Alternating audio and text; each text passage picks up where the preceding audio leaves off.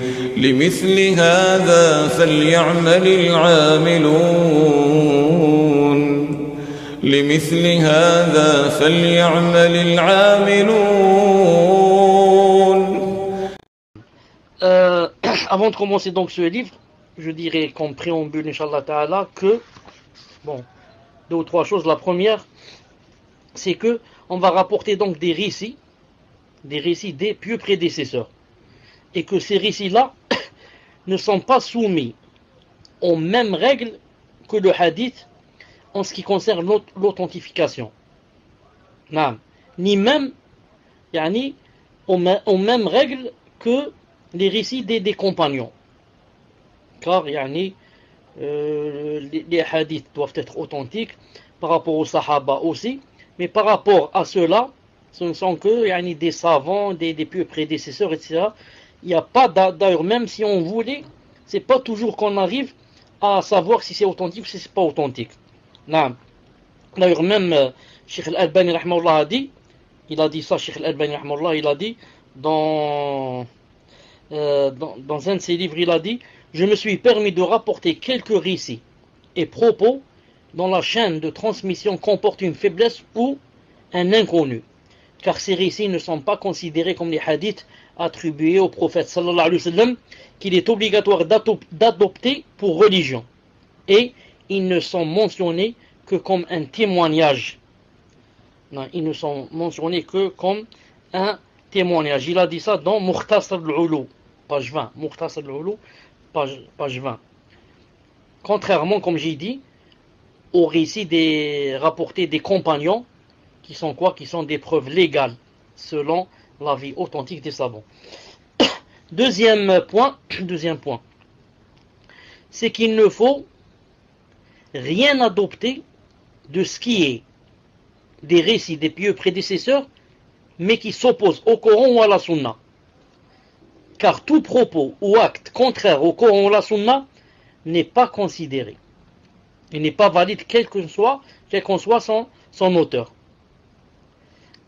À titre d'exemple, ce qu'on rapporte de l'imam Waki' ibn al-Jarrah, un grand savant, qui jeûnait continuellement chaque jour et lisait tout le Coran, intégralement le Coran, chaque nuit.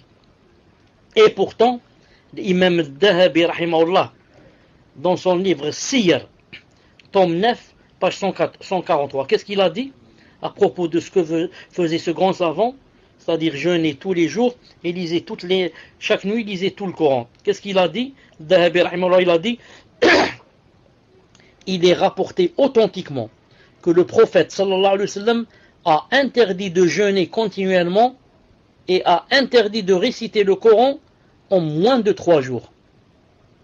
Il a dit: la religion est aisance et le suivi de la sunna est prioritaire sur toute autre chose. Il a dit qu'Allah Ta'ala agrée Waki', qu'Allah Ta'ala agrée ce savant, et ou trouver un semblable à Waki'. Mais il a dit: on accepte et on rejette de toute personne. L'erreur du savant n'est donc pas un exemple, et on ne le blâme pas pour ce qu'il a accompli en faisant son effort d'interprétation des textes. Nous demandons à Allah Azza wa Jalla sa clémence. Allez, la deuxième chose que je voulais faire remarquer. Et je voulais aussi faire remarquer une troisième chose, mais j'ai oublié, attendez ce que c'est. La troisième chose, c'est qu'Inch'Allah Ta'ala aussi, quand je vais lire, à chaque fois qu'il y a quelque chose, par exemple, qui est contraire à la sunna, Inch'Allah Ta'ala, je la montrerai, bi'idhnillahi ta'ala. Et s'il y a aussi des choses basées sur la sunna, on montre aussi la sunna. Tout en mettant dans la tête que la plupart de ce que je vais lire, que ce que font ces pieux prédécesseurs, ils le font bien sûr basé sur des textes, c'est pas des choses de leur tête. Mais, c'est pas cité quels sont les hadiths, car le but ici, c'est juste de citer comment vivaient les pieux prédécesseurs pour que, Inch'Allah Ta'ala, on les suive, bi'idhnillahi ta'ala. Al-Muhim, autre chose pour terminer avant de commencer. Ce que je vais lire, bien sûr, moi je suis comme vous, ça veut dire que je lis seulement. Je lis seulement, ça ne veut pas dire que ce qu'il y a dans ce livre, que moi je l'applique. Non, moi je suis comme vous, je fais ce que je peux, et ce que je peux pas, je le fais pas. Et j'ai des points hauts, des points bas, des faiblesses, des ceci, de cela, comme vous. Donc ça ne veut pas dire que ce que je lis, que parce que moi je l'applique. Ça ne veut pas dire que moi je l'applique, bi'idhnillahi ta'ala. Donc,